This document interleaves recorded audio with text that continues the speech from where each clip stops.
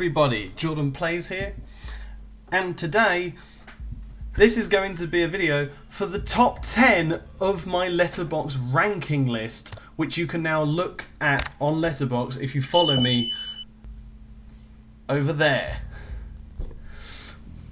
To start off with some honourable mentions, we have Psycho, The Incredibles, In the Heights, Doctor Sleep, and Sonic the Hedgehog 3. So congratulations to all of those films for being as great as they are. Now, on to the top 10!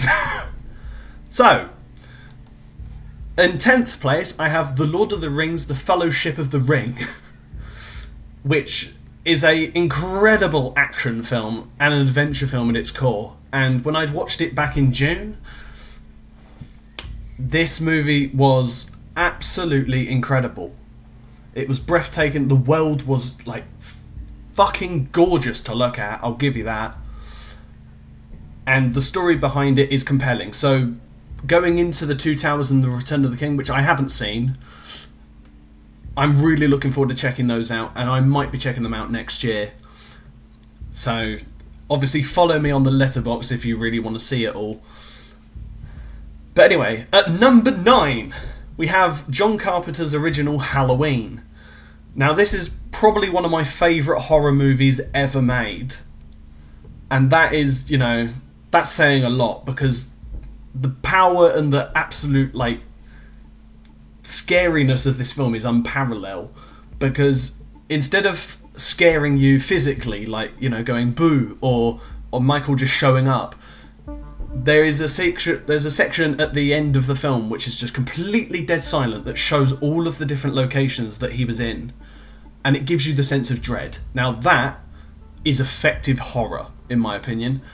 That is one of the things that I absolutely love when it comes to, you know, scary movies, is that instead of doing jump scares and all the predictable shit that Hollywood do nowadays, back then, because the budget was so small, they did effective scares, and that is why Halloween is my favourite horror film.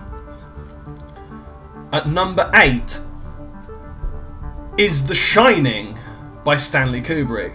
Now, The Shining I obviously saw for the first time last year on the big screen, so watching it again this year on my home television,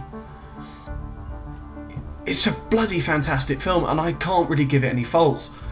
Because last year I didn't really understand it. This year, holy shit, this movie's actually terrifying. Like, it's actually creepy. Like, the messaging is genuinely quite satanic. And I completely understand where, like, all the characters are coming from, because you slowly watch, as the film goes on, you slowly watch Jack go completely insane, and it's mad. So that is why The Shining is at number 8. At number 7 is Alien, directed by Ridley Scott in 1979. This movie is so effective at, you know, the practical effects, and like all of, like, the set is insane. You know, the characters, I really felt like with the characters, especially with Ripley and her cat. I think his name is Jones, if I remember correct. But the xenomorphs are scary in this movie, unlike, like, the rest of the series, which I've only seen Romulus and Aliens.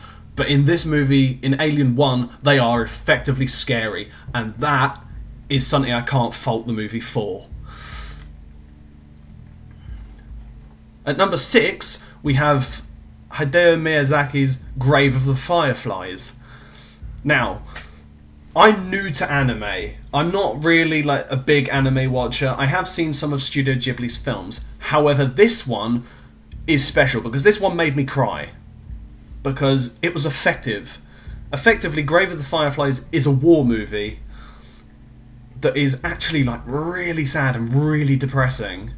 But it's so fucking good. Like, it's perfection in terms of anime canon in my head.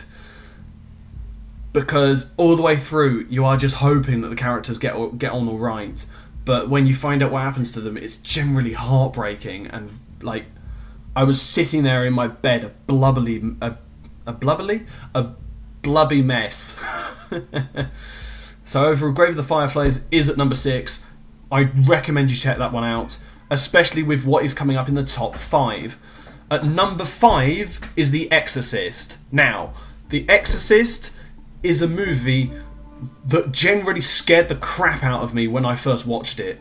It made me feel unsettled to my core, because the last 30 minutes of the movie are absolutely creepy.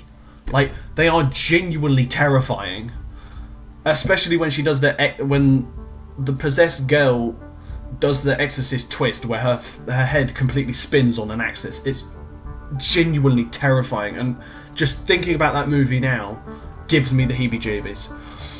At number 4, we have one of the 2024 movies, being Deadpool and Wolverine.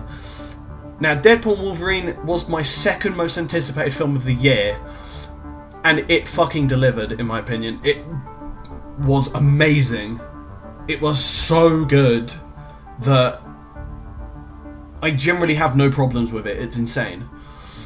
The cameos in it, the jokes, the whole end credit sequence is just...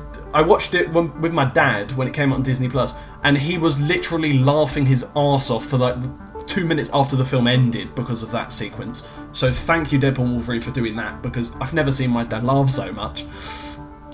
But this movie is perfect. This movie is the perfect superhero film, and I'm glad it's the only Marvel film that came out this year, because if it wasn't, it probably would have been a little bit bulked down. But because it's a Deadpool film and it brings back Hugh Jackman as Wolverine, who fucking crushes it in this film, it's at number 4 for me. At number 3 is a surprising one, being the first movie I saw in 2024, Godzilla -1, which is a completely Japanese movie, which is on Netflix right now. So I recommend watching it. But my god, was this an absolute movie to start the year off with. Jesus Christ. I love Godzilla as a monster, but I didn't realise that they could turn him into an actual threat. An actual thing that you would be actually scared of. And you want to see get destroyed. Because what he does to the Japanese town in this film is insane. And what he does to the main characters is mad. And the whole story going around it, this is one of... I'd like to say it's at number 3 because it is a masterpiece. It's a masterclass of filmmaking. At number 2, we have Christopher Nolan's Oppenheimer. I saw this back in April. This is my favourite Christopher Nolan film out of all of them. It's compelling, the story is there, it's rich. It's so good. Cillian... is it Cillian or Cillian Murphy? He crushes it in this film. Emily Blunt crushes it in the film. Pretty much everyone who's in it does a fucking great job, and I'm really quite disappointed I didn't see it in cinema last year, because this would have been absolutely fantastic on the big screen. Anyway, at number 1.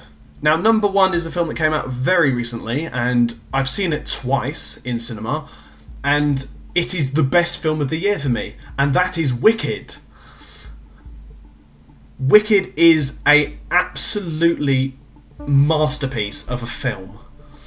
Going from the stage play, which I saw earlier in January, to the film in November, which I did see twice. I saw it with my best mate and my dad and my sister, and we all loved it. This is how you make a musical film, and how you do discrimination and subliminal messaging towards that, and tie it into a film so that it makes sense. This is genuinely, out of all the cinema releases of 2024, this is the best one. I didn't have a single problem with it. All the songs are brilliant, and Cynthia Erivo and Ariana Grande are the highlights of the film. They carry this film entirely. But that,